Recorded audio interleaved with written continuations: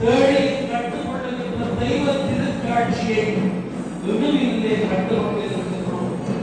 இடரினும் தளரினும் எனது குறுநோய் தொடரினும் உனது கடல் தொழுதெழுது என்று ஞான சம்பந்தர் பாடினார்.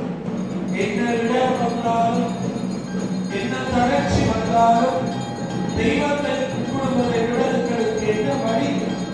அதனால இடரினும் தளரினும் எனது குறுநோய் தொடரினும் உனது கடல் தொழுது எழுகின்ற மக்கள் இடுவில்லை காத்திருக்க இதோ உலக பெருமஞ்சம் வடக்கு வீதி எல்லையை நோக்கி வந்து கொண்டிருக்கிறது.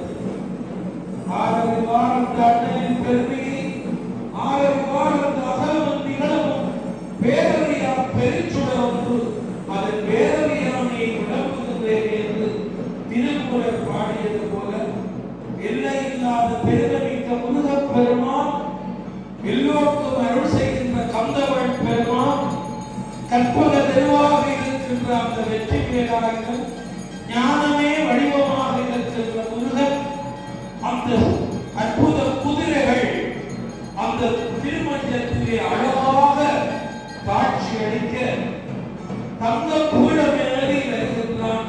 இந்த தரணி போட்டுகின்ற முருகன் பெருமான் என்ன அலங்காரம், என்ன மின்சார விளக்குகள், அந்த ஒளிமயமான அந்த காட்சியிலே செவ்வந்தி மாலைகள் முருகப் பெருமானையும் வள்ளி தெய்வானையும் அலங்கரிக்க தங்க முடி தாங்கி, தங்க வேல் தாங்கி, தங்க பதக்கங்கள் தாங்கி கொண்டு அந்த முருகப் பெருமான் வருகின்ற அழகு காட்சியை கண்டவர்கள் எல்லாம் கண்டு கண்டு வியக்கிறார்கள்.